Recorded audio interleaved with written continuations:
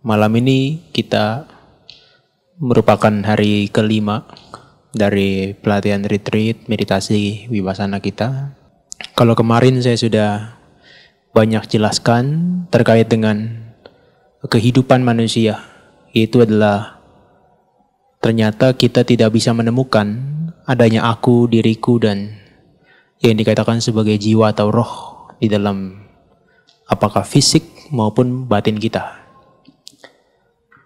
Nah, tetapi hari ini kita bisa lanjutkan pemahaman kita terkait dengan duka atau penderitaan.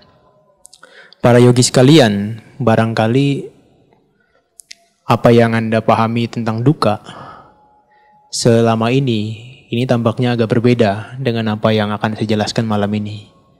Nah, oleh karena itu kemarin kalau kita mengingat kembali, ya, kehidupan kita tidak lebih daripada hanya 6 indera. 6 indera dan juga ada objeknya. Ketika mereka bertabrakan berdua, mata melihat bentuk itu muncullah kesadaran. Sehingga dari situ, dari kesadaran akan membangkitkan yang namanya perasaan. Perasaan kemudian diolah oleh yang namanya persepsi kita, pengalaman kita. Sehingga menjadi bentuk-bentuk pemikiran. Bentuk-bentuk pemikirannya banyak. Bisa penuh dengan komplain, kemudian bisa tidak menyukai, atau bahkan sebaliknya. Justru menginginkan dan melekat. Itu bisa terjadi. Nah, tetapi Anda berlatih meditasi di sini, itu membuat bentuk-bentuk pikiran Anda bisa disortir setidaknya. Mana bentuk pemikiran yang tidak bermanfaat, itu disortir supaya mereka bisa muncul yang baik-baik. Kalau selama kita hidup dalam keseharian, lebih banyak yang muncul adalah yang negatif. Tapi sekarang di sini, sebisa mungkin, sebanyak mungkin, ini yang dimunculkan adalah yang positif. Nah, dengan demikian kalau kita berjuang terus-menerus, kita bisa sampai ke dalam tahapan pembebasan. Jadi kalau ditanya, apa tujuan dari praktek meditasi yang kita lakukan? Semata-mata tujuannya adalah untuk bebas daripada penderitaan. Kalau kita tidak pernah praktek dan juga tidak praktek, akan sulit bebas dari penderitaan, bahkan tidak mungkin. Bahkan kalau kita melihat di Indonesia sendiri, yang beragama Buddha, sangat sedikit di antara mereka yang ingin praktek. Maka Anda yang menjadi di luar daripada yang beragama Buddha, ingin praktek itu luar biasa. Kalaupun tidak bisa mencapai pembebasan dari penderitaan di kehidupan ini, setidaknya Anda punya pola dan juga pemahaman yang benar. Sehingga itu bisa jadi bekal apakah di masa mendatang atau di kehidupan mendatang. Nah, maka kalau kita berbicara tentang duka atau penderitaan, maka kita harus mengobservasi atau mengamati yang namanya perasaan kita. Kalau selama ini kita 2 hari, 3 hari ini, kita kan selalu mengamati tubuh jasmani kita kan. Kemarin saya sampaikan sesuatu yang menjijikan, yang tidak menyenangkan, yang tidak indah. Itu harus kita renungkan juga. Supaya kekeliruan pemahaman kita yang pertama itu hilang. Jadi kita bisa melihat apa adanya. Oh, ternyata tubuh saya nggak menyenangkan. Tidak indah. Tubuh saya tidak indah, tubuh orang lain juga tidak indah. Nah, kemudian kemarin saya sudah sampaikan pikiran kita begitu cepat. Dalam arti, dalam satu jentikan jari dia muncul dan lenyap. Anda sudah melihat kan? Di dalam kehidupan meditatif Anda. Dari pagi sampai malam. Apakah yang menyenangkan dan tidak menyenangkan ketika mereka muncul. Munculnya begitu cepat. Luar biasa cepatnya. Maka itu bisa melihat, bisa membuat kita melihat yang namanya sesuatu yang tidak kekal menjadi nyata. Tadinya kita berpikir, pikiran saya dari pagi sampai malam, saya yang berpikir. Tapi begitu dia dipecah-pecah menjadi partisi-partisi, ternyata satu demi satu dia muncul dan lenyap. Kita nggak bisa menemukan consciousness kita yang bagian yang mana yang merupakan kita. Kalau itu merupakan kita, berarti dia sudah lenyap bersama dengan seiring berjalannya waktu. Nah, maka dengan demikian, setidaknya pemahaman ketidakkekalan sebetulnya harus kita peroleh dari pelatihan meditasi ini. Nah, kemarin sedikit banyak Anda sudah mengamati pikiran apapun yang muncul, ya kan? kontak mata, kontak telinga, kontak hidung, kontak lidah, kontak badan, kontak pikiran. Semua mereka kesadarannya muncul, lenyap, muncul, lenyap, muncul, lenyap, terus menerus kan. Sehingga Anda nggak bisa menggenggam satu kesadaran di antara mereka. Kalaupun Anda menggenggam satu di antara mereka, itu juga akan membuat Anda menderita. Dan kalau Anda menganggap satu di antara mereka adalah diri Anda atau kita, maka sebetulnya kita sudah berlalu dan kita sudah lewat. Itu adalah pemahaman tentang anatta. Nah, kenapa itu sangat penting yang keempat itu? Karena hampir di dunia ini, ya saya juga nggak tahu berapa persentasenya, hampir seluruh di dunia ini terbelenggu dengan konsep diriku. Ada saya, ada diri saya, ada milik saya. Nah, bayangkan, Anda ikut pelatihan ini dalam waktu 1 minggu.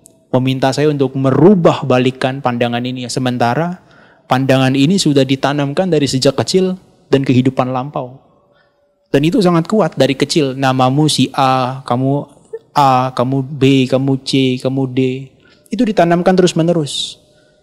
Sampai kemarin kan kita tahu ternyata anggapan aku, anggapan saya, anggapan diriku ini muncul karena tumpukan persepsi kita.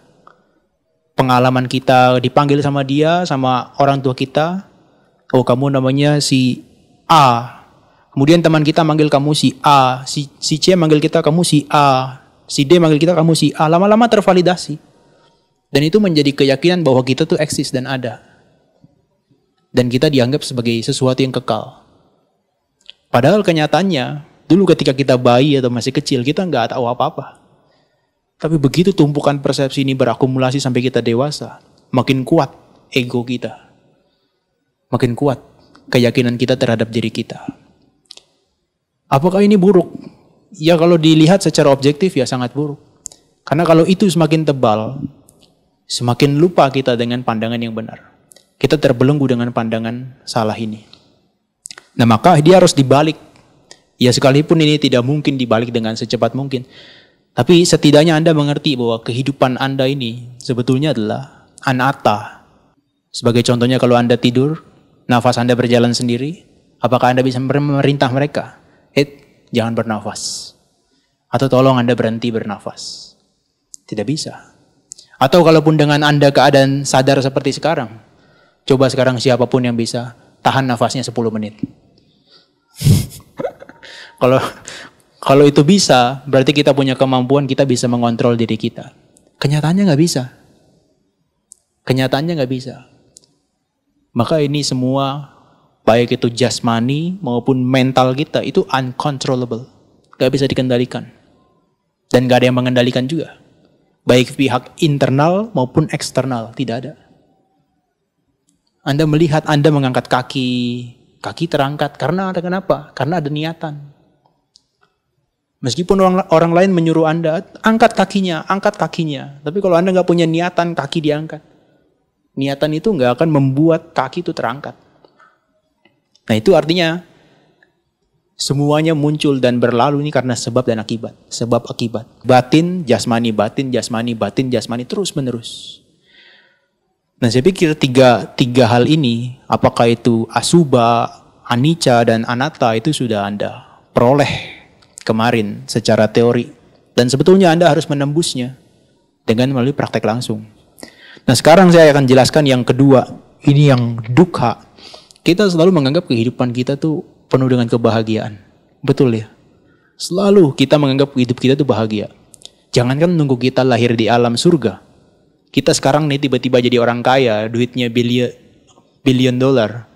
Sudah lupa kita dengan penderitaan. Buat apa kata Madipa? Saya bisa makan enak, tidur nyaman, bisa liburan kemana aja. Kita sudah lupa. Apalagi manusia yang penderitaan dan kebahagiaan, kesenangannya tuh 50-50, 50-50.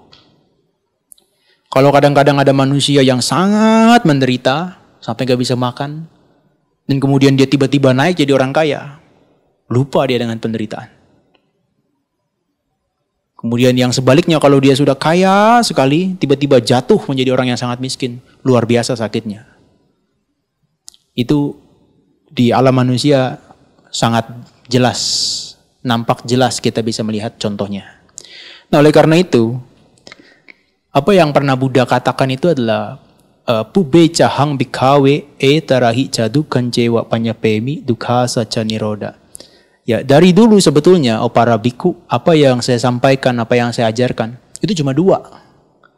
Kalau Anda ingin tahu inti dari ajaran Buddha itu cuma dua sebetulnya. Itu adalah dukhasa caniroda. Itu adalah tentang dukkha, tentang penderitaan, dan juga akhir daripada penderitaan. Nggak ada yang lain. Sehingga kalau Anda cari kebahagiaan di dalam agama Buddha, tidak akan ketemu. So Anda datang ke meditasi ke sini cari kebahagiaan, nggak ditawarkan tuh. Meskipun dicantumkan di posternya itu hanya gimmick aja. Ya kalau nggak ada gimmicknya Anda nggak datang. Masa tiba-tiba saya tulis, ayo Anda lihat penderitaan melalui Vipassana Retreat ini. Nggak ada yang mau datang. Iya kan? Harus dibuat semacam gimmick. Dengan Anda ikut retreat Vipassana, Anda bisa memperoleh kedamaian lahir dan batin. Kan harus begitu. Hah? Ya ngeprank dikit. Ya, tetapi justru pemahaman tentang penderitaan ini yang akan menuntun kita bebas dari mereka. Jahatnya adalah seluruh kebahagiaan di dunia ini itu cuma halusinasi kita dan palsu. Kalau kita ditanya apa yang dikatakan sebagai penderitaan itu, penderitaan itu adalah lahir itu menderita. Betul kan? Anak bayi yang baru keluar dari rahim ibunya itu menderita, dia menangis. Kalau dia tiba-tiba tertawa, ibunya yang menangis jadinya. Ya kan? Aneh, anaknya aneh. Nah itu adalah bentuk daripada penderitaan. Selama 9 bulan dia merasakan kenyamanan di dalam rahim. Tiba-tiba dia keluar harus merasakan tekanan dari temperatur udara yang signifikan. Kemudian juga suara yang sangat bising dan sebagainya. Ketika dilahirkan maka kita penderitaannya sangat intens. Nah hanya dari kita kebanyakan setiap kali melihat kelahiran kita justru semakin termotivasi. Wah selamat ya kamu lahir di dunia. Itu sebetulnya kebodohan kita. Justru orang yang masih lahir kembali itu adalah dia yang masih memperpanjang masa jabatannya sebagai si penderita. Kita malah bilang selamat ya dan sebagainya. Itu aneh sebetulnya. Nah kenapa lahir itu menderita? Ya karena kita sudah memunculkan eksistensi daripada tubuh dan mental kita. Di saat yang bersamaan. Tubuh dan mental kita. Buktinya seorang anak bayi itu dia sudah membawa tubuh dan mentalnya, padahal dia nggak tahu apa-apa. Tapi sudah harus dirongrong dengan penderitaan secara fisik dan mental. Contohnya, malam-malam dia harus buang air kecil atau buang air besar. Tapi karena dia nggak bisa bicara, dia nangis. Kemudian dia lapar, dia nggak bisa melakukan apa-apa. Kan nggak mungkin anak kecil dia tiba-tiba pesan di GrabFood. Dia nggak bisa melakukan itu, maka yang dia bisa lakukan hanyalah menangis. Nah itu menyedihkannya. Ingat ya, ini akan saya tanyakan sampai akhir. Membawa batin dan jasmani, apapun itu bentuknya, batin dan jasmani itu adalah bentuk daripada beban dan penderitaan. Ya, hafalkan ini, beban sebagai penderitaan kita. Oke, yang berikutnya penuaan, kita udah jelas. Siapapun nggak suka dengan penuaan. Ya, nggak suka dengan penuaan. Ya apalagi kalau yang saya lihat wajahnya mengkilap-mengkilap itu paling tidak suka dengan penuaan. Kalau yang wajahnya kusam itu sudah pasrah sebetulnya. Hah? Bukan menerima tapi pasrah sebetulnya. Ya kita sejak dari mulai bayi itu sudah mengalami penuaan. Fisik kita sudah mengalami pelapukan sebetulnya. Kemudian yang berikutnya adalah sakit. Sakit secara fisik itu adalah penderitaan. Ya jelas, kematian apalagi. Ada satu kalimat yang mungkin Anda bisa renungkan. Maranang niatang jiwitang aniatang. Maranang itu adalah niatang. Kematian itu adalah pasti. Jiwitang aniatang. Justru kehidupan sebagai manusia tidaklah pasti. Makanya kemarin ada yang tanya saya, kalau nanti kelahiran berikutnya, apakah kita bisa melanjutkan praktek spiritual kita? Sangat tidak pasti. Bisa jadi setelah kehidupan ini kita langsung lahir di alam yang menderita? Apakah jadi binatang? Atau yang sukanya tidur bisa jadi babi? Bisa jadi. Itu yang mengerikan dari kehidupan yang berikutnya itu. Tapi kematian ini pasti. Anda nggak bisa nolak. Itu kematian mengerikan sekali. Kemudian dikatakan berkumpul dengan yang tidak dicinta. Itu penderitaan. Coba Anda renungkan. 6 hari ini Anda pernah nggak merasa jengkel dengan seseorang? Ini kalau merasa jengkel berarti penderitaan jenis ini sangat signifikan dan valid. Kemudian tidak mendapatkan apa yang diinginkan. Meditasi duduk sudah 1 jam, badannya encok semua, pikiran gak bisa konsentrasi. Sampai demam, kemudian harus minum obat, harus pasang ini itu. Gak mendapatkan konsentrasinya, penderitaan luar biasa. Kemudian kemarin beberapa waktu lalu mati lampu. Pengen nyalain lampu, ini gak bisa nyala lampunya. Mau mandi air hangat gak bisa mandi air hangat karena listriknya mati. Penderitaan. Itu hal-hal yang sebetulnya kita jarang perhatikan. Tapi 1-7 itu saya yakin Anda sudah mengalami semua kecuali yang nomor 4. Jangan cepat-cepat.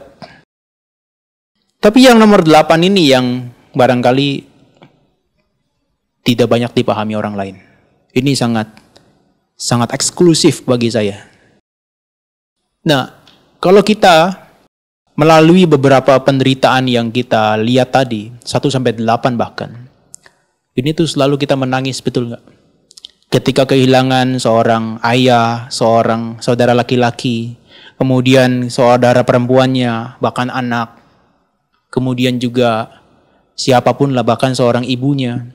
Apakah karena sakit, karena apa? Kita pasti akan cenderung menangis. Kan nggak ada kan? Keluarganya meninggal, besoknya dia tertawa, akhirnya kamu mati juga.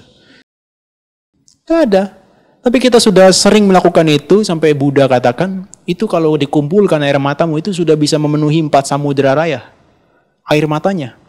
Saking seringnya nangis di kehidupan lampau.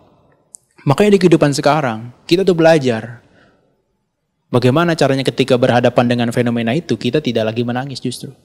Ya, tapi juga jangan tertawa. Tapi kita munculkan batin yang seimbang. Munculkan pemahaman yang benar.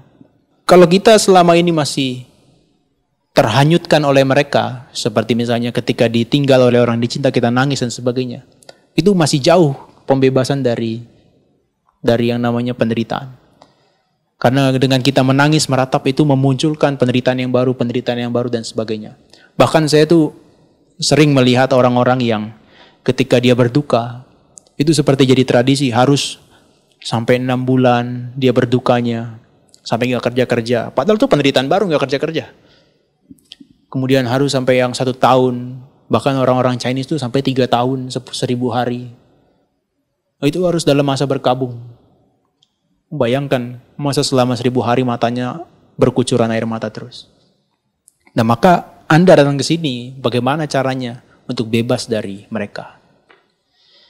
Nah, maka saya pengen jelaskan bahwa kehidupan kita ini sangat lekat sekali dengan yang namanya dukkha dukkata. 3 jenis penderitaan ini, yang pertama adalah dukkha dukkata. Ya, Anda mengalami sendiri kan dari hari pertama. Ya, meskipun Anda nggak mengakui karena tidak ada sesi interview.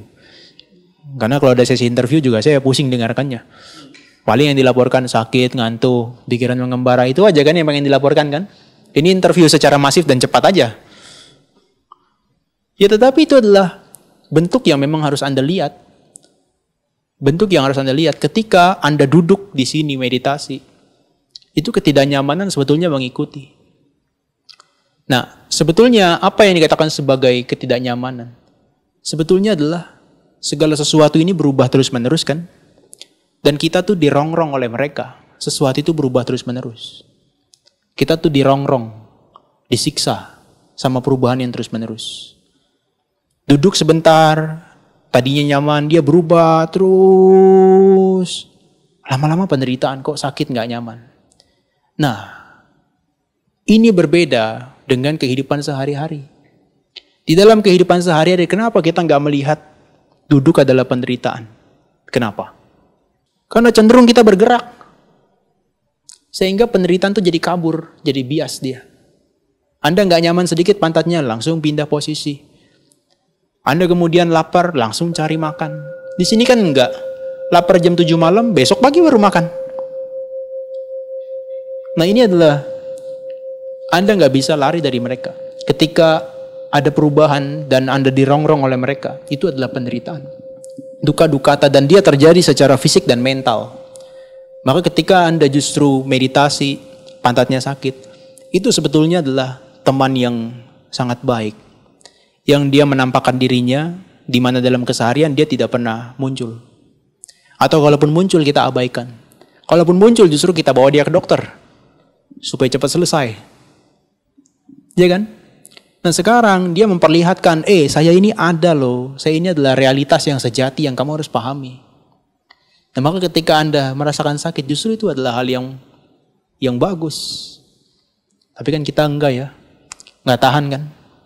Apakah pinggang, kaki, kepala. Sakit itu sudah enggak tertahankan.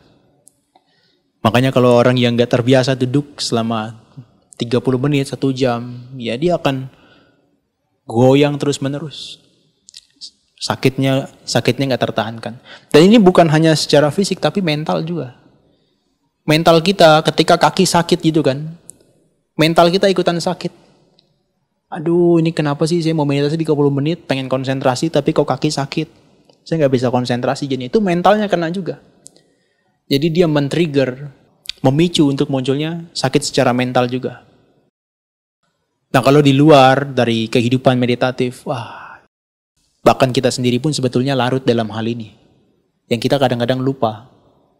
Ya, apakah itu karena Anda lapar, kemudian karena Anda bosan dan sebagainya. Ini terjadi pada kita semua. Dan selama ini kita tuh menutupi mereka. Contoh, kita bosan di rumah, nyalain TV lah. TV bosan di rumah, pergilah naik mobil jalan-jalan. Jalan-jalan bosan, ya pergilah ke 21, kemudian 21 sudah selesai, apalagi berikutnya? Berikutnya, saya mau belanja misalnya shopping sudah selesai, saya mau makan. Ya kehidupan kita sebetulnya dirongrong oleh mereka yang tanpa kita sadari. Kita tutupi dengan sesuatu yang seakan-akan menyenangkan. Kita merasa, dengan saya begini, dengan saya lari dari penderitaan, saya bisa mengatasi penderitaan. Bukan, itu justru memperparah kita. Semakin kita nggak bisa mengenali mereka. Tapi begitu Anda duduk meditasi di sini, begitu kaki sakit, Anda melihat, ya sakit, ternyata dia datang, pergi. Rasa kram, rasa kesemutan, dia muncul, dia lenyap. Rasa panas di punggung, dia muncul, dia lenyap. Itu yang harus Anda tangkap sebetulnya. Bukan ketika sakit pergi, ayo sakit. Ketika sakit datang, sakit cepat pergi, sakit cepat pergi, sakit cepat pergi. Itu malah membuat kita semakin nggak kenal dengan rasa sakit. Maka kalau orang yang praktek dengan cara begitu, pulang dari sini dia nggak dapat apa-apa. Ketahanan mentalnya, kesabarannya nggak berkembang. Dan nggak usah takut para yogi sekalian terhadap rasa sakit secara fisik dalam duduk meditasi. Beberapa biku hebat-hebat, mereka bisa bertahan sampai 3 jam, bahkan sampai pembuluh darahnya menghitam. Dia bisa bertahan. Ya, tetapi kita masih tahap latihan. 7 hari ini dianggap sudah terlalu lama. Makanya permintaan 14 hari tidak saya turutin. Selain menyusahkan Anda, menyusahkan saya juga. Karena apa? Karena sangat intens rasa sakit yang akan muncul begitu dalam. Nah maka ini duka dukata, Anda mungkin semua sudah tahu lah. Di dalam keseharian Anda sudah tahu. Tapi kadang-kadang pun kita masih bias juga ya. Contohnya kita marah-marah, kita anggap, wah ini adalah kebahagiaan saya. Saya lampiaskan kemarahan saya. Iya kan? Kalau marah-marah sama anaknya, piring sampai pada pecah. Kalau sama suaminya nggak tahu apa yang pecah. Kepala. Nah itu pengalaman pribadi kan? Nah tetapi itu adalah bentuk daripada penderitaan yang kita kadang-kadang nggak sadari. Kita bias dengan mereka. Kita anggap itu adalah, itu bagus kok. Justru harus dilampiaskan. Saya pernah menyampaikan satu ketika, orang yang marah itu seperti menggenggam bola besi panas, saya bilang gitu kan. Kan menderita kan dia, karena tangannya harus terbakar sebelum dia lempar ke orang lain. Saking netizen itu adalah orang yang kreatif, mereka bilang pakai sarung tangan supaya nggak kebakar. Tapi itu adalah menunjukkan mereka itu nggak peduli terhadap hal itu. Dan itu menunjukkan hal-hal semacam itu nggak bisa diucapkan kepada publik. Karena orang nggak bisa menerima terhadap itu. Justru malah saya dikomplain. Justru kemarahan harus dilampiaskan, jangan dipendam di dalam hati. Sudah bodoh kuadrat lagi. Ya kan? Dia kan marah itu kan bodoh. Ingin dilampiaskan kepada orang lain kan kuadrat bodohnya. Nah, kita jangan sampai ikutan ke sana. Maka di dalam pelatihan ini terhadap unpleasant feeling, perasaan yang nggak menyenangkan, Anda harus terbiasa. Anda harus terbiasa sehingga nanti ketika Anda keluar merasakan sesuatu yang nggak menyenangkan, Anda bisa biasa aja. Sesuatu yang nggak menyenangkan datang, ya oke. Ya. Nah ini yang nggak menyenangkan dan saya pikir semua orang bisa lihat. Yang berikutnya ini adalah viparinama dukkha, penderitaan yang disebabkan oleh perubahan. Para yogis sekalian, mungkin ada terbesit di dalam pikiran Anda sekalian. Saya pengen merasakan konsentrasi yang dalam sekali. Atau yang tenang banget. Tapi apa faedahnya kalau seandainya kita tidak bisa memahami penderitaan ini? Karena sebetulnya konsentrasi yang dalam itu pun, dia masih dicengkram oleh yang namanya perubahan. Nah kalau sekarang kita merasa pleasant feeling ketika kita meditasi, merasakan konsentrasi. Sebetulnya itu adalah kamuflase dari penderitaan yang tersembunyi. Contohnya, Anda berpikir kalau Anda sudah memiliki konsentrasi yang baik, Anda akan bahagia, Anda akan nyaman. Enggak sebetulnya. Justru diikuti dengan rasa khawatir, rasa ketakutan, akan hilangnya dia. Dan karena rasa senang itu adalah langsung berubah di momen itu juga, dia muncul, dia lenyap, dia muncul, dia lenyap, maka itu disebut sebagai penderitaan. Karena penderitaan itu adalah perubahan yang sangat intens yang merongrong kita. Maka Anda makan apapun, minum apapun yang menyenangkan, tidak akan pernah terpuaskan. Karena sebetulnya di balik dari kesenangan itu ada penderitaan yang tersembunyi. Betul kan? Ketika Anda sudah beli handphone baru misalnya, apakah di situ Anda langsung merasa puas? Enggak, justru muncul keinginan yang baru. Wah ini handphone ini perlu case kayaknya. Iya kan? Wah handphone ini sudah ada case tapi kayaknya nggak ada kuota, kan aneh beli kuota. Iya kan? Sudah ada handphone, sudah ada case, sudah ada kuota. Wah ini kayaknya perlu tempered glass-nya ini. Dan itu disusul dengan berikut-berikutnya yang merupakan kekhawatiran. Itu adalah penderitaan. Dan itu sifat alami dia. Dan sialnya, ini terjadi di seluruh alam kehidupan. Bukan hanya manusia, kalau di alam yang rendah seperti binatang, neraka, hantu, kemudian jin, kita bisa tahu mereka menderita. Tapi yang di atas kita ini loh, yang di atas kita di alam surga ini juga terkena yang namanya viparinama dukkha, perubahan. Memang di sana mereka nggak merasakan duka-duka ini, karena setiap saat indranya terpuaskan kan. Tapi mereka tanpa sadar mengalami ini. Makanya digambarkan di alam surga itu kalau para dewa itu mau mati, baunya tuh jadi bau busuk. Cahayanya tuh langsung menjadi redup. Dan wajahnya menjadi kusam. Kenapa? Karena dia punya limit di sana, batas kehidupannya. Dia punya batas kehidupan. Tadi Anda di awal sudah setuju, ya kan? Selama dia membawa batin dan jasmani, maka itu adalah beban dan penderitaan. Betul kan? Nah saya tanya, di alam surgawi itu makhluk bukan? Makhluk bukan? Ada badannya enggak? Halus kan? Halus kan sampai nggak bisa lihat kan? Ada batinnya nggak? Ada mentalnya kan? Nah Anda bisa menyimpulkan. Berarti makhluk surgawi pun membawa apa? Membawa beban secara fisik dan mental. Membawa beban secara fisik dan mental. Dia menderita juga sebetulnya. Dia merasa, wah saya nikmati makanan, minuman yang menyenangkan. Tapi begitu dia sudah lewat masanya itu, makanannya habis, dia muncul kekhawatiran, saya mau lagi, dan seterusnya. Dan dia di akhir, meskipun dia nggak melihat hal-hal semacam itu, di akhir dia harus mati. ketakutannya luar biasa. Maka banyak sekali makhluk-makhluk yang terakhir di alam surga, bukannya merosot ke alam manusia, merosotnya langsung ke alam rendah. Karena terlalu senang menikmati kehidupan di sana. Makanya kalau Anda tanya, lantas kalau kehidupan di alam surga apakah itu pasti membuat kita aman? Kadang-kadang itu membuat kita tuh tidak aman. Membuat kita lupa untuk praktek dhamma. Kalau di alam surga begitu kita dinasihati, meditasi, kamu nggak melihat penderitaan nanti. Siapa bilang penderitaan? Saya lagi makan enak ini. Itu sulit. Tadi kan saya bilang, jangankan di alam surga, di manusia, orang kaya itu sudah nggak bisa dikasih tahu. Betul kan? Karena mereka nggak melihat penderitaan. Nah, tetapi kita juga begitu. Apapun yang kita alami secara panca indera kita ini, yang menyenangkan, pleasant feeling ini, dia terkena perubahan di momen itu juga dan kita diikuti dengan penderitaan. Siapapun itu. Ya, maka yang tadi duka secara fisik dan mental, sekarang duka yang namanya perubahan. Apapun. Bahkan bukan hanya mental dan fisik kita, tapi yang eksternal dari diri kita, apapun itu ya, misalnya baju kita, kemudian handphone kita, kalau dia berubah, kita menjadi nggak senang kan? Nah itu adalah viparinama dukkha. Nah yang terakhir ini adalah natural feeling, sangkara dukkha.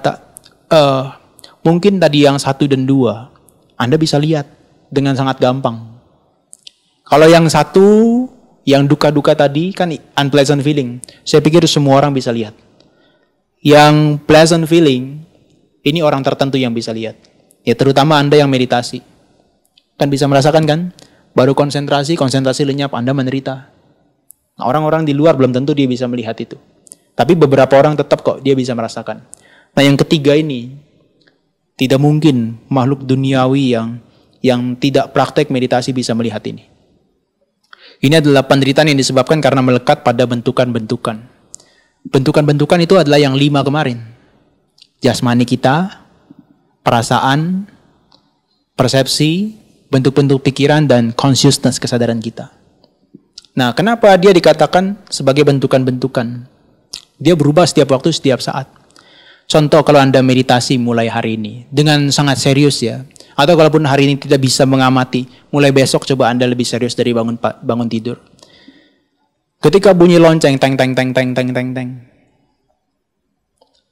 Buka mata, itu Anda sudah harus langsung melihat penderitaan. Kenapa? Karena ketika Anda buka mata, badan Anda terbaring, itu badan Anda itu merasakan pressure atau tekanan terhadap bantal atau kasur. Nah sehingga di momen Anda buka mata itu sudah bentuknya penderitaan. Nah maka Anda sadari berbaring atau menekan. Kemudian sudah waktunya jam 3.45 atau jam 3.30. Anda ingin bangun. Maka Anda sudah harus bangun kan? Ketika badan itu bergerak, Anda catat terus pergerakannya. Ketika tangan itu memegang ranjang, pinggirnya ranjang, Anda mulai mengangkat badan Anda. Bayangkan tangan kita ini itu sudah terhimpit dengan tekanan. Itu adalah bentuk daripada penderitaan yang harus kita lihat. Menekan. Kaki yang tadinya hangat di atas kasur, menyentuh lantai, langsung terasa dingin. Itu langsung penderitaan.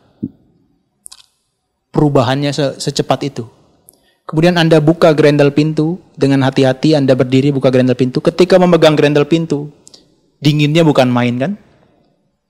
Tangan Anda dingin itu dari yang panas jadi dingin, berubah terus-menerus, itu penderitaan. Kemudian ketika tarik pintu, tangan kita ini kan ada pressure atau tekanan kan ditekan. Semua otot-otot kita ini merasa tidak nyaman. Itu pun penderitaan. Begitu ditarik dengan penuh usaha itu adalah penderitaan. Kemudian Anda berjalan sampai ke toilet atau ke kamar mandi. Anda berusaha mengambil handuk. Ketika mengambil handuk, luar biasa. Itu adalah bentuk daripada upaya kita yang penuh dengan tekanan terus-menerus. Kemudian kita berusaha untuk cuci muka. Tadinya wajah kita hangat setelah bangun tidur. Tapi begitu kita kenakan air pagi-pagi, langsung terasa dingin. Itu bentuk daripada penderitaan. Ketika Anda menggosok gigi, Tangan Anda memegang gosok gigi tersebut.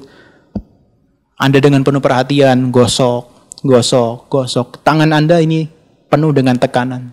Itu penderitaan. Jadi dari bangun tidur sampai Anda ke toilet, berapa banyak penderitaan yang harus Anda lihat? Gak terhitung. Dan itu intens. Kalau dalam keseharian kita gak melihat. Bangun ya bangun. Gosok gigi ya gosok gigi. Jadi rutinitas. Kenapa? Karena udah kita kebablasan. Kemudian setelah itu Anda mungkin ada yang mandi.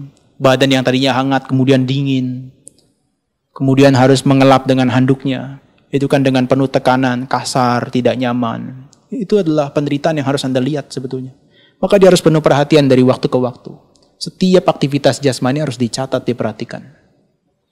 Kemudian masuk ke masalah ini. Mulai duduk. Perhatikan kembung, kempis. Ini kan tekanan. Ketika perut mengembang, itu kan tekanan kan? Ketika perut mengempis, ini juga tarikan. Ini nggak nyaman. Ketika kita bernafas saja nggak nyaman. Ya, kalau dalam hari-hari kan nafas kita kan otomatis kan, auto kan. Begitu masuk ke sini, nafas kembang kempis, nafas masuk keluar, kok jadi manual nafas saya. Tapi begitu diperhatikan, itu malah justru melihat nafas itu pun tidak nyaman. Kalaupun Anda nggak memperhatikan kembang kempis, memperhatikan di hidung, itu ada udara, berarti ada 4 unsur menusuk hidung kita. Unsur angin, unsur tanah, unsur api, unsur air menusuk tubuh hidung kita masuk ke tubuh, keluar lagi, masuk, keluar lagi. Bayangkan, kita jadi manusia, nafas saja menderita. Tapi kita nggak pernah mengamati itu. Kemudian ketika waktunya sudah sampai pagi jam 6, teng bunyi, kita berjalan sampai ke ruang makan. Kita antri, kaki kita bergetar, betul kan? Karena lapar. Kaki kita getar, kemudian kita harus nunggu yang lain satu persatu. Ngambil makanan. Ngambil makanan itu kan tangan kita kan menekan, mengangkat. Itu kan usaha. Itu adalah penderitaan. Bahkan ketika Anda sudah mengambil makanan, duduk, itu juga harus duduk dengan rileks. Matanya nggak bisa kayak gini. Kalau kita kayak gini matanya, lihat yang lain. Penderitaannya kabur. Bias dia jadinya. Kita kehilangan momen memperhatikan mereka. Maka makan itu adalah sesuatu yang sakral dalam meditasi vipassana. Maka ketika duduk, Anda tidak berinteraksi dengan siapapun. Duduk diam, perhatikan nafasnya kembang, kempis atau posisi duduk. Bagian pantat yang mengenai kursi, itu kan tekanan. Anda lihat duduk aja penderitaan, berjalan penderitaan. Kemudian mulai ngambil sendok, Anda angkat sendoknya. Kemudian Anda mulai masukkan ke mulut. Kalau kita nggak penuh perhatian, ya sudah kita makan ya makanan. Kunyah, kemudian telan. Kemarin kalau sesuai instruksi 20-30 kali kunyahan. Dan itu dilakukan dengan perlahan. Apa yang terjadi di momen itu? Kita lihat makanan tadinya bagus, bentuknya kemudian menjadi tidak indah ketika masuk ke mulut kita. Kita kunyah, apakah itu nasi, sayur dan sebagainya. Ketika dikunyah, apa yang terjadi? Nih, rahang kita ini penuh dengan tekanan. Gigi kita penuh dengan tekanan. Lidah kita tuh sampai kita lelah untuk mengunyah. Ketika masuk ke kerongkongan, itu pun ada tekanan di bagian sini. Harus didorong dengan air kadang-kadang untuk dia masuk. Itu penderitaan. Jadi kalau selama ini Anda lihat makan itu menyenangkan, itu kebalik. Makan itu adalah penderitaan. Begitu juga dengan minum. Ketika Anda mau minum itu dengan usaha Anda memegang gelas. Kalau botol, Anda pegang botol itu cukup dengan tekanan yang harus Anda perhatikan, itu ada penderitaan juga. Sehingga ketika Anda minum, air mulai masuk, ada benda yang masuk ke tenggorokan Anda, itu juga satu hal yang merupakan tekanan. Pressure. Sampai dia masuk ke dalam tubuh Anda. Kadang-kadang kalau Anda minum atau makan yang panas, yang pedas, di bagian perut, terasa tidak nyaman. Itu menimbulkan penderitaan yang baru. Kemudian selesai makan, apa yang Anda lakukan? Pulang ke sini, jalan pelan-pelan. Pagi hari, badan sudah mulai bau, harus mandi. Kalau nggak mandi, malu dengan yang lain. Begitu kan? Kemudian mandi lagi, ketemu lagi dengan penderitaan, air dingin lagi, kena lagi. Kemudian apa? Dari kamar mandi, balik lagi ke sini. Balik ke sini, duduk lagi, jalan lagi, jalan. Ketika jalan kaki diangkat. Kaki diangkat itu bagian apa? Pinggul kita. Rasakan nggak bagian pinggul sampai betis kita? Itu kan ketarik ya. Otot-ototnya. Itu tekanan di bagian situ yang kita harus perhatikan, itu adalah penderitaan juga. Ketika kaki didorong, berarti ada dorongan, ada tekanan di bagian betis dan juga paha. Ketika diletakkan, berarti ada rasa berat di bagian kaki. Itu yang harus kita lihat, perhatikan.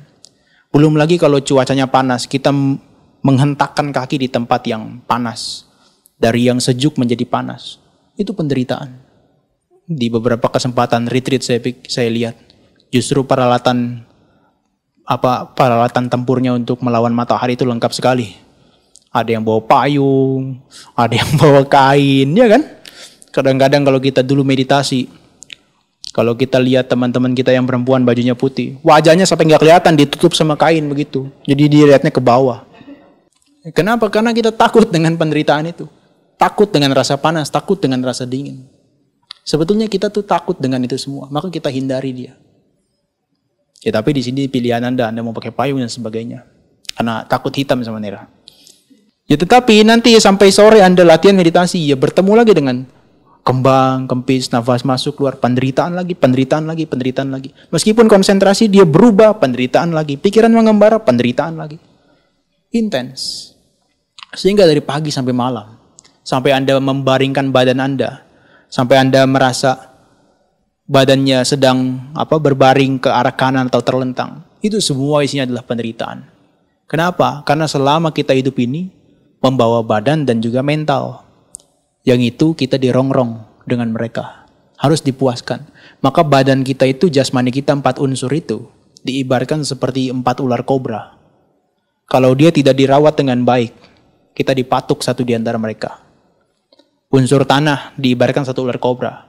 Berat. Rasa berat di badan kita ini seperti unsur tanah. Kalau kita kelebihan unsur tanah, badan kita nggak bisa bergerak. Lemes. Bahkan kita juga bisa mati gara-gara unsur tanah tersebut kalau kelebihan. Kemudian unsur air, kalau dia kekurangan atau kelebihan, kita bisa mati. Kalau kekurangan kita dehidrasi. Kalau kelebihan kita seperti misalnya ginjalnya bocor, sulit untuk difiltrasi, itu juga menderita. Unsur api berlebihan, panas, demam sampai 40 misalnya 45-40 derajat. Kita mati juga. Terlalu dingin, itu juga bisa kena hipotermia, mati juga. Maka kita ini memelihara 4 ular kobra di dalam kehidupan kita. Satu lagi unsur angin. Kalau nafas Anda cuma masuk nggak keluar-keluar, mati juga. Coba kalau nggak percaya tahan gini hidungnya. Masukin sebentar, tahan sampai 10 menit nanti. Kemudian kalau kelebihan dari unsur udara, unsur angin juga mati juga. Maka hidup kita tuh rentan sekali terhadap mereka.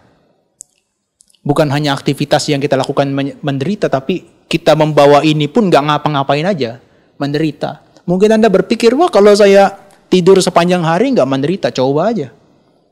Badan pegel-pegel semua kan? Badan itu nggak nyaman kan? Bahkan di tempat tidur Anda harus goyang kanan, goyang kiri. Itu menderita. Nah, meditasi ini setengah jam atau 1 jam Anda duduk. Maka usahakan jangan berpindah posisi ketika Anda mengalami rasa sakit. Justru lihat dia dari muncul sampai lenyap. Kalau kita bergerak, sakit itu hilang. Yang rugi adalah kita.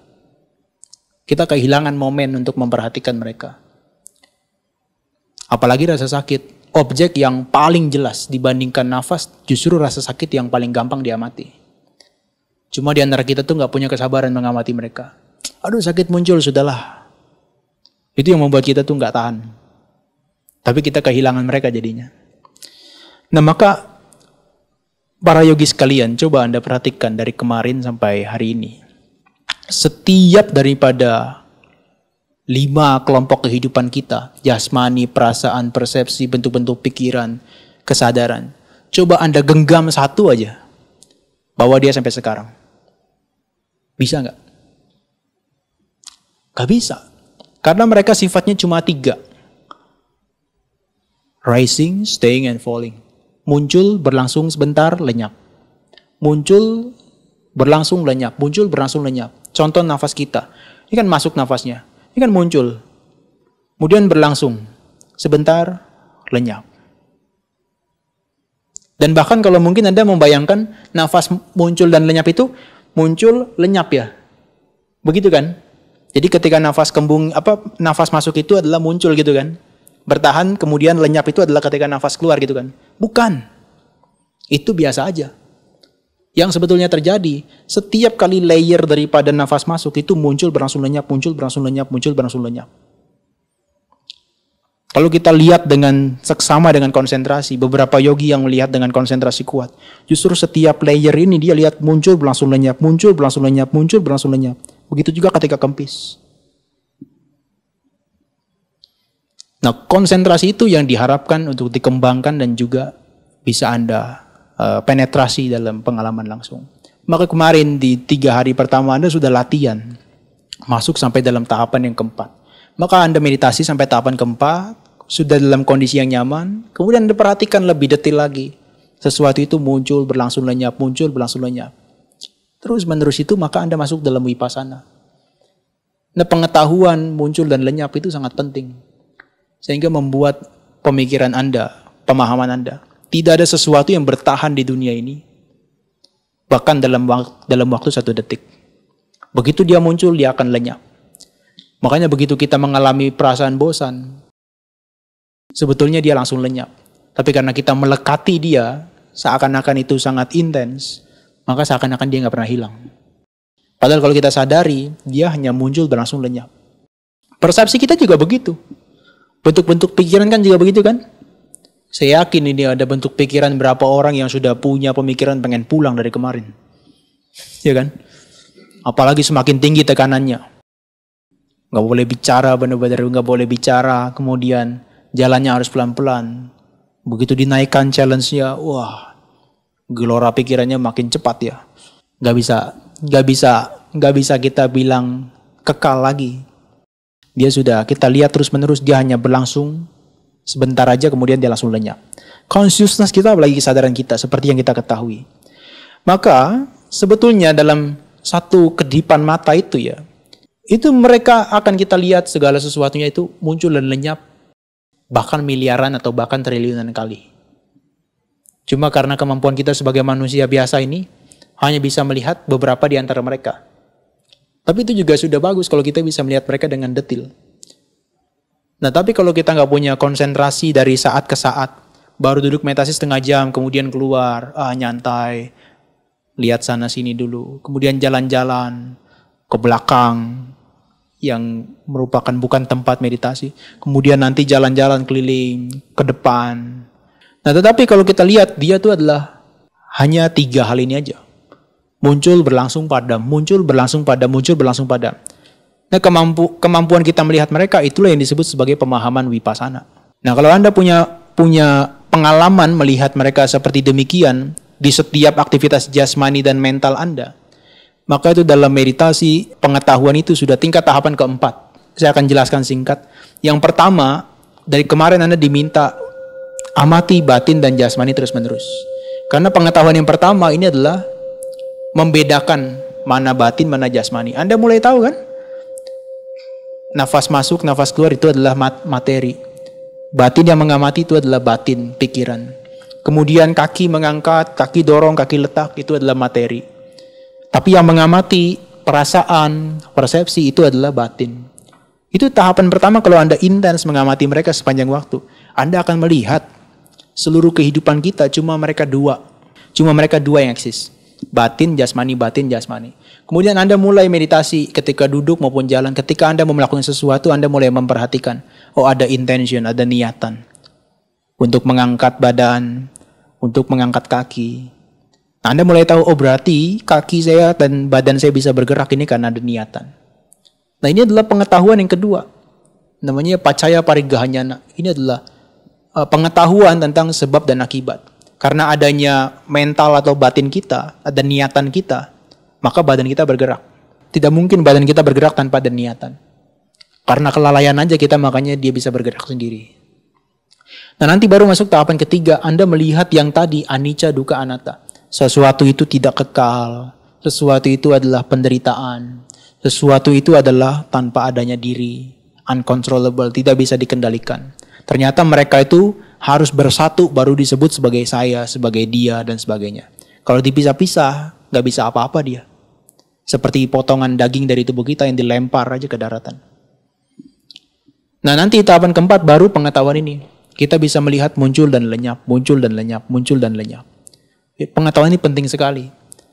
Ini ibaratnya seperti sebuah kelapa yang ada di pohon, kemudian dia tiba-tiba jatuh dari pohon tersebut. Ketika dia jatuh, plek ke bawah. Apa yang terjadi? Kalau dia rentan, kelapa itu, dia akan pecah biasanya. Langsung pecah saat itu juga. Atau beberapa itu akan pluk jatuh gitu, kemudian dia bisa bertahan tetap.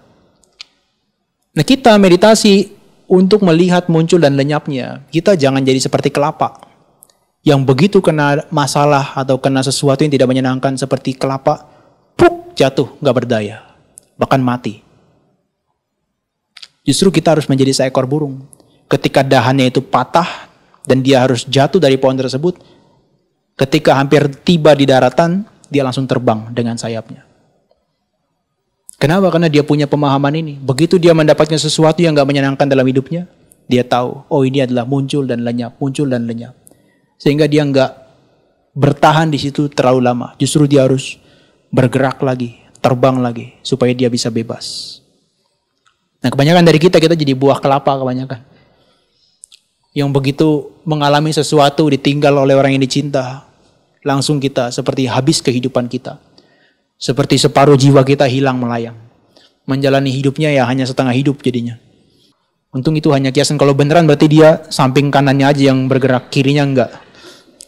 Mengerikan sekali itu ya. Nah, tetapi itu adalah kita bisa peroleh pemahaman itu dari Vipassana. 4 dari pengetahuan Vipassana ini aja ini sudah sangat tinggi. Saya boleh katakan juga orang yang nggak pernah bermeditasi tidak akan mungkin bisa memperoleh 4 ini. Ya, meskipun dia sebagai seorang Buddhis. Ya, tetapi mereka orang yang semacam begitu itu akan rentan sekali begitu dia kena masalah, kena musibah. Apa? Bunuh diri, kemudian self-harm, menyakiti dirinya sendiri, atau menyalahkan pihak lain, playing victim, dan sebagainya. Itu adalah orang yang tidak punya kebijaksanaan terkait dengan hal ini. Nah, maka sebagai penutup, kita ini secara alamiahnya membawa tubuh dan mental kita ini sudah penderitaan. Betul ya? Sudah penderitaan. Kemudian kita berasosiasi dengan yang lain-lain itu juga bentuk penderitaan yang baru. Bahkan kita kehilangan fisik dan mental kita ini juga penderitaan. Nah, tetapi kita tambahkan penderitaannya lagi makin intens. Sebabnya apa? Sebabnya adalah nafsu keinginan. Maka dikatakan di sini, oh para biku, apa yang menjadi asal mula atau sebab daripada penderitaan? Dikatakan sebagai ya yang tanha pono bawika nandiraga sahagata tatra binandini. Ini adalah ketagihan nafsu keinginan yang membuat kita tuh lahir lagi. Apa itu yang dikatakan keinginan? Ada 3 hal. 1, ini adalah kama tanha, nafsu terhadap panca indera kita. Panca indera kita ini selalu menuntut untuk dipenuhi, dipuaskan. Mata mencari sesuatu yang indah, telinga mengejar suara, hidung mencari bebauan, ya kan? Kemudian lidah mencari rasa yang enak, tubuh jasmani cari tempat yang empuk, yang nyaman, yang lembut. Gak mungkin Anda datang ke sini semuanya disiapkan baju yang kasar, ya kan? Baju yang kasar, baju yang kotor, nggak mau. Justru maunya sentuhan yang lembut. Itu sebetulnya adalah bentuk daripada kama tanha ini. Nafsu keinginan secara panca indera kita. Nah kemudian, ya kalau itu mungkin Anda sudah ketemukan ya dalam keseharian. Bahkan dalam meditasi pun Anda sudah temukan. Ketika duduk meditasi males, adalah ke depan aja lah cari-cari apa yang menyenangkan. Lihat tamu kayak apa kayak terserah lah. Atau jangan melihat tamu, dilihatin tamu juga boleh dah kalau gitu. Itu adalah nafsu keinginan kita. Kemudian ada bhawa tanha, ini adalah ketagihan pada penjelmaan. Artinya ingin menjadi lagi. Bahayanya, ini bukan tentang kita mau eksis di kehidupan akan datang. Tapi kalau orang sudah menjadi orang kaya, apa yang dia inginkan? Dia nggak ingin jadi miskin, ingin tambah kaya lagi. Kalau Anda meditasi, duduk, udah merasakan tenang, apa yang diinginkan? Bukan mau lihat penderitaan, justru pengen makin tenang lagi. Nah itu sebetulnya adalah nafsu ingin menjadi sesuatu, keinginan pada penjelmaan. Kita selalu ingin mencari, ingin menjadi dia, ingin menjadi itu, menjadi ini, menjadi itu. Kita selalu ingin seperti itu. Lihat temannya yang di depan, wah kok dia bisa meditasi 2 jam ya? Aduh saya pengen kayak dia deh. Tapi kenyataannya tidak seperti demikian. Maka Anda menderita, aduh saya kok nggak bisa ya. Nah kadang-kadang 2 hal ini kalau nggak terturuti, bisa jadi dia masuk yang ketiga. Keinginan pada pemusnahan. Apa itu bentuknya? Ya kalau Anda duduk meditasi kemudian rasa sakit muncul. Ini rasa sakitnya ingin segera dimusnahkan. Betul kan? Itu adalah nafsu keinginan sebetulnya. Cuma kita nggak sadari. Makanya kalau kita nggak aware, nggak sadar, penuh perhatian, sudah setiap waktu, setiap saat kita dibombardir oleh mereka. Sudah fisik dan mental kita menderita, ditambahin lagi makin intens. Maka sudah tertusuk 1 panah, kita tambahin lagi 1 panahnya. Bukan cabut yang 1, malah kita tambahin 1-nya. Nah ini adalah yang semestinya dalam meditasi ini yang harus kita lihat. Nah pemahaman hal ini, ya mungkin besok akan saya jelaskan. Ini bisa menuntun kita pada pembebasan dari penderitaan. Secara total. Jadi apa yang dikatakan sebagai pembebasan dari penderitaan atau nibbana atau nirwana, itu tidak eksklusif sebagai untuk umat Buddha. Tapi siapapun yang praktek, mereka akan bisa terbebaskan. Oke, semoga Anda sekalian bisa terinspirasi untuk terus-menerus praktik meditasi sampai Anda bisa memperoleh pengetahuan yang tertinggi dan bisa menghancurkan kotoran batin. Semoga juga Anda berbahagia.